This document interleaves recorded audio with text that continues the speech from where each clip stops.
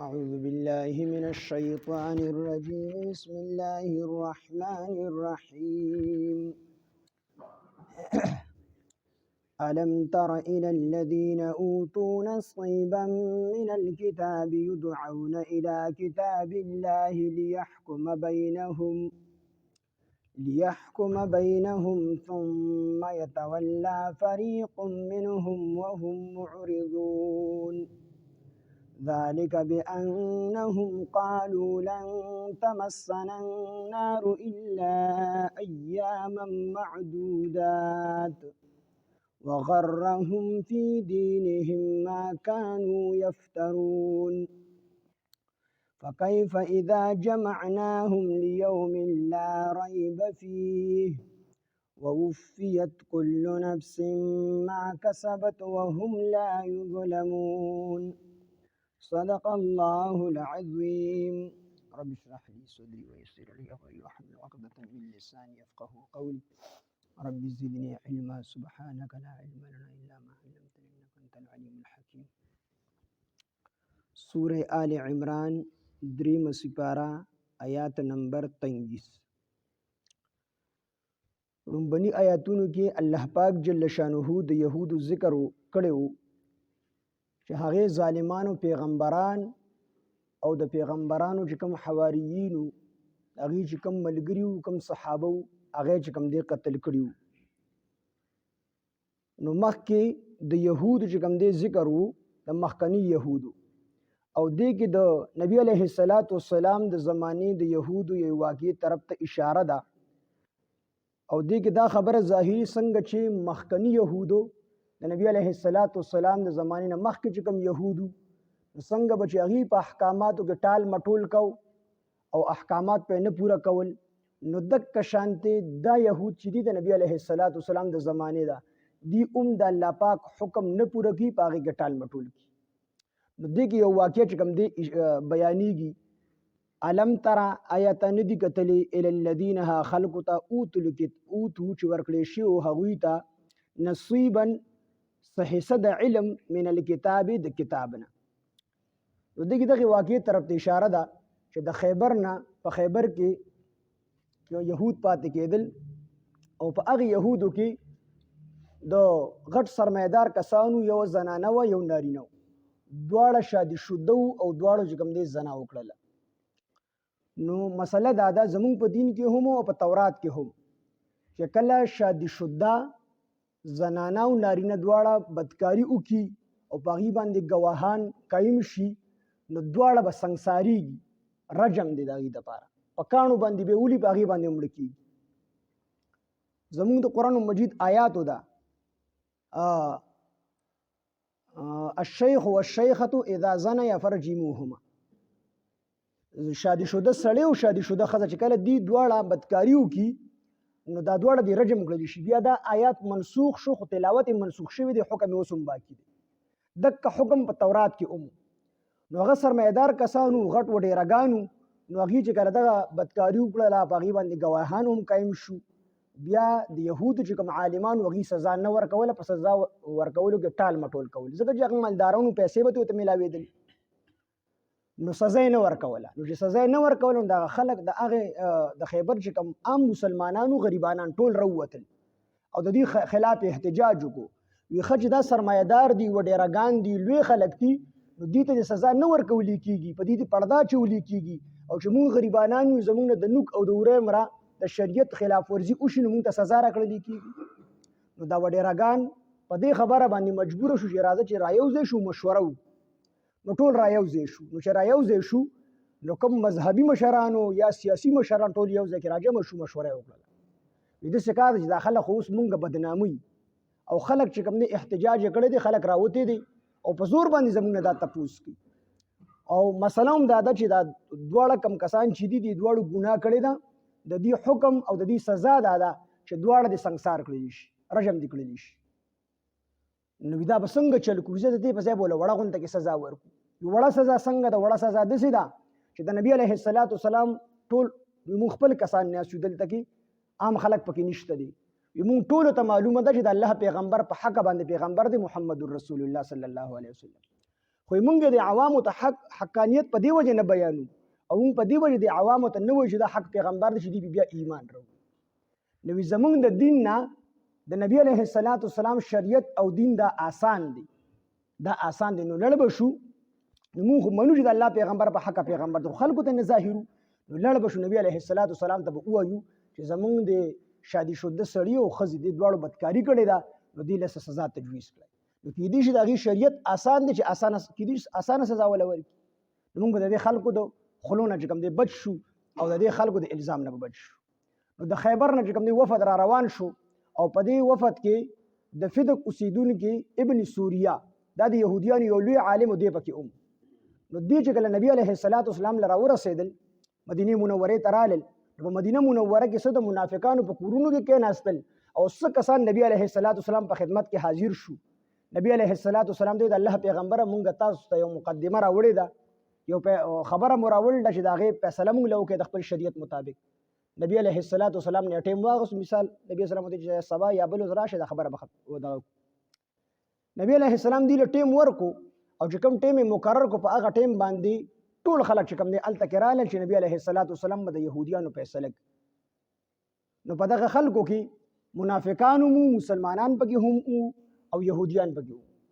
او دوی د دغې نه مخکې دا فیصله وکړله کو چې نبی علیه السلام د رجم حکم کو نو بیا به د نبی علیه السلام حکم نه منو، او کو نبی علیه السلام د رجم حکم نه کو بلکې معمولی غونته کې سزا ولا ورکوله نو بیا به د نبی علیه السلام حکم ومنو. نو دوی د نبی علیه السلام په خدمت کې حاضر شو. نبی علیه الصلاۃ والسلام ورته څه مسله ده؟ مسله دا ده چې زمونږ په خاندان کې دوو کسانو چې کوم دی بدکاري کړې ده او دواړه شادي شده دي، نو د دې له سزا ورکول پکار دي. نو نبی علیه الصلاۃ والسلام ورته وفرمایل ولې ستاسو په تورات کې د دې سزا نشته دی؟ نو دې خبره پورې راپورې کړه شته پکې خو څه واضح حکم پکې نشته دی، واضح حکم پکې نشته. نبی اسلام تورات راوړی، تورات یې راوړو، ابن سوریه ته یې شروع کړه، ابن سوریه تورات شروع خو چې کله د رجم د آیاتونو له راورسېدل که نه نو ګوته یې پکې کېښوده او ما قبل او ما بعد یې وویل د رجم هغه آیات یې پکې پرېښود. هلته کې عبدالله بن سلام رضی الله عنه چې کوم دی ولاړو، دا هم د یهودیانو عالم و خړومبې، بیا وروستو ایمان راوړو په نبي علیه الصلاۃ والسلام. نو ده په دغه ټیم کې ایمان راوړی. نو عبدالله بن سلام رضی الله عنه ته وفرمیل کذب عدو الله، دې د الله دشمن چې کوم دی دروغ وي نبي علیه السلام ته، دروغ یې وویې، غلط بیاني یې وکړله، وي د رجم هغه آیاتونه یې ترې پرېښودل. عبدالله بن سلام رضی الله عنه د لاس نه ولا تورات واغسته شروع یې کړه او د رجم هغه آیاتونه یې پکې ووي. نبی علیه الصلاۃ والسلام ورته وفرمیل ستاسو په تورات کې خو هم دا حکم دی چې کوم شادي شده سړی او شادي شده ښځه دا ګناه وکړي او په دې باندې ګواهان قایم شي نو دوی به رجم کولی شي. نو نبی علیه السلام په حکم ووري دواړه دې رجم کړي شي. نو دواړه په مدینه کې رجم کړل، په ګټو باندې وویشتل، دواړه چې کوم دی مړه کړل. دوی چې کله واپس لاړو نو خلکو پورې خاندل، خلکو ورته وایي د دې ځای نه تقریبا 200 میله فاصله ده د خیبر او د مدینې منورې په منځ کې، دومره لرې لاړی نو دا حکم خو به دلته نافظ کړی وکړه، زموږ دپاره خو دا حکم به تاسو نافظه او د غریبانانو دپاره،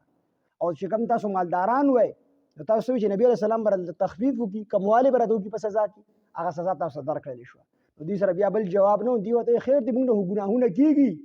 خو موږ الله پاک دوره نه عذابوي، موږ ته به لږ غونده کې عذاب الله پاک راکوي، لږ غونده کې عذاب به الله پاک موږ ته راکوي. نو دې کې دغې واقعه طرف ته اشاره ده چې دا د مخکني هم یهود خنزیران و د اوسني پکې هم خنزیران دي، دا کوم چې دي دا دواړه یو شی دي. الم تره آیا تا نه دي کتلي الی الذین ها خلکو ته اوتو چې ورکړی شو هغوی ته نصیبا څه حصه د علم من الکتاب د کتاب نه تورات نه، یدعون هغوی را بللی شي الی کتاب الله د الله کتاب طرف ته، یعنې تورات طرف ته، لیحکم دپاره دی چې هغه فیصله وکړي بینهم په مابین د دوی کې، دوی په منځ کې فیصله وکړي. ثم یتولا بیا دوی مخ اړوي، فریق یوه ډله، ثم بیا مخ اړوي فریق یوه ډله منهم د دوی نه، وهم معرضون او هم دوی مخ اړونکي دي د حق نه، د حق خبرې نه دي مخ اړونکي دي. ذالک دا په دې وجه باندې بانهم چې بېشکه دوی قالو ویل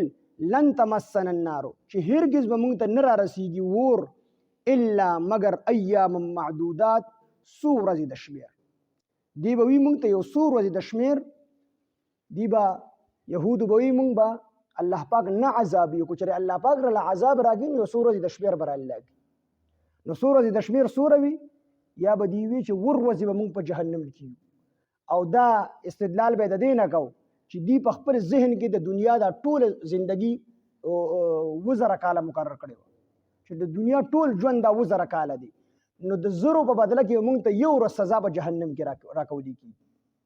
نو ور ورځ به موږ په جهنم کې سوځو او یا به وی چې موږ ته په سلوي خروج سزا راکولي کی هغه د دیو جنا چې زموږ مشرانو د سخی عبادت کړو سلوي خروج نو دا غي په بدله کې موږ ته سلوي خروج سزا په جهنم کې راکولي کی بیا موږ د جهنم نه راستلی شو او دلیل به دا پیش کو چې نحن ابناء الله واحباؤه چې موږ د الله پاک زامن یو د الله پاک خو خلق یو د انبیو اولاد یو نو د دې وجه نه به الله موږ ته یا سلوي خروج سزا راکړي او یا براته ور وځي سزا راکړي لږه غونډه کې سزا براته راکړي زیاته سزا براته نه راکړي نو دی به ذالک دا په دی وجه بانهم چې بشک دوی قالو بویل لن تمسنا النار چې هرگز به نه رسیږي مونږ ته ور الا ایام معدودات مگر څو ورځې د شمیر څو ورځې شمیر یا ور ورځې دي یا سلوي ورځې دي وغرهم او په دوکه کې چولی دوی فی دینهم د دې د دین په باره کې دی په دوکه کې چولیو فی دینهم د دې د دین په باره کې ما هغه خبرو کانو یفترون چې دوی به د ځان نه جوړول نو دې ځان کې خبره جوړه کړې نو یو داوا چې دی وی چې یعقوب علیه السلام سره الله پاک وعده کړی دا چې زبستا اولاد دا نه عذابو نو موږ وی د یعقوب علیه السلام سره الله وعده نه کړی او کو کړی دا بالفرض کو دې خبره ریشا مشي نو دا د یعقوب علیه السلام چې کوم صلبي اولاد د غیب بارکه دا چې هغه یو یوسف علیه السلام پیغمبرو او یو ل زامن د یعقوب علیه السلام هغه د الله اولیاء بزرګان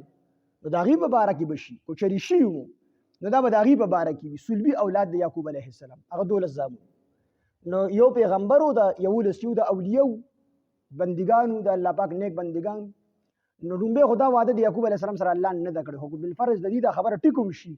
نو دا به د یعقوب علیه السلام چې کوم خپل اولاد دي صلبي د غیب بارکه وي نو دا خبرې به دي کله دویمه دا چې دی وی چې نحن ابناء الله واحباؤه موږ د الله پاک زامن یو د الله پاک چې کوم دی خو خلق یو د انبیو اولاد یو د دې وجه نه به مونږه یا سلوي خرزي ورته زو یا ور وزي ورته زو دې خبرو دی په دوکه کې چول فی دین ما کانوا یفترون او ما هغه خبري کانوا یفترون چې دی به ځان نه جوړول دا خبرې دی ځان نه جوړ کړ دا وینا او دی ځان نه جوړ کړ فکیف او صحال بوي اذا جمعناهم هر کله چې مونږ را جمع کو دوی لرا لیوم په هغه ورځ باندې لا ریب چې هیڅ شک نشته فيه په هغه کې د قیامت پر ورځ باندې مونږ ټول را جمع کو او وفیت او پورا به ورکړل شي کل نفس هر یو نفس ته ما بدله د هغه څه کسبت چې د کړی کو نیکی کړی وي نو د نیکی به ته پورا بدله ملاويږي او کو ګناه کړی وي نو د ګناه به ته سزا ملاويږي وهم یظلمون او په دوی باندې به ظلم نشي کولی په ورځ د قیامت په الله پاک جل شانه فرمایي چې نن په چا باندې ظلم نشي کولی بس چې کوم انسان څومره نیکی کړی وي دا غي بدله به الله پاک ورکي او چې کوم انسان څومره ګناهونه کړی وي دا هغه سزا به الله پاک وي ظلم به الله پاک نه کوي په ورځ د قیامت باندې نو دې کې دې خبرو طرف ته اشاره الم ترى آیاتان دي کتلې ال الذين ها خلقتا اوتو چې ورکړې شو هغوی ته نصیبا صحیح د علم من الكتاب د کتابنا يدعون را بللی شي دوی الی کتاب الله د الله کتاب طرف ته ليحكم د پاره دی چې فیصلو کی بینهم بما بین د دوی کې ثم بیا يتولى مخ اړوي فریق یو ډله منهم د دوینا وهم معرضون او هم دوی مخ اړون کی دي د حقنا ذالک دا پدی وجه باندې ذالک بانهم دا پدی وجه ذالک دا پدی وجه بانهم چې بشک دوی قالو ویل لن تمسنا النار چې هرگز به نرسیږي مونږ ته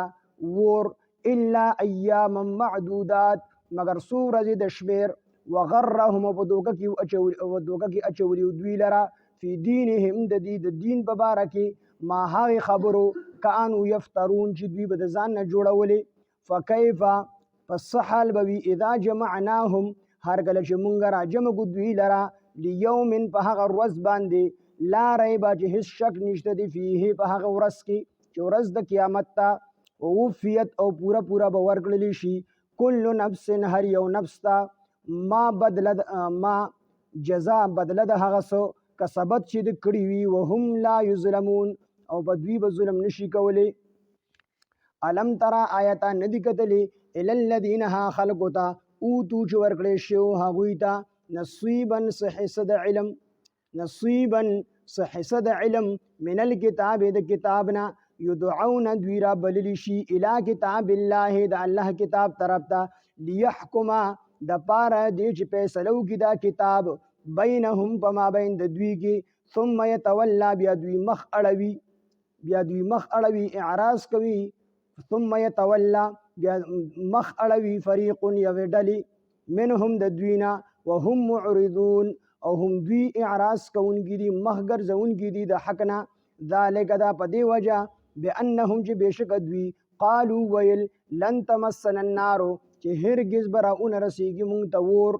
الا ایاما معدودات مگر څو ورځې د شمیر وغرهم او دوی په دوکه کې اچولی وو فی دینهم د دې د دین په حق لباندې د دې د دین په باره کې د دې د عقیدې په باره کې ما هغې خبرو دوکه کې دې خبرو اچولی چې دوی چې مونږ د انبیاو اولاد یو یا یعقوب علیه السلام سره الله وعده کړې ده چې زه به ستا اولاد نه چې کوم دی عذابومه دې خبرو دی دې عقیدې او دې خبرو دی په دوکه کې اچولي ما هاي خبرو کانو یفترون چې دوی د ځان نه جوړ چې دوی به د ځان نه جوړولې فکیف پس حال به وي اذا جمعناهم هر کله چې مونږ را جمع کو دوی لرا لیوم په هغه ورځ باندې لا ریب چې نشته دی شک فیه په هغې ورځ کې چې هغه ورځ د قیامت ته ووفیت او پوره بدله به ورکړلی شي کل نفس هر یو نفس ته ما کسبت ما یعنی جزاء ما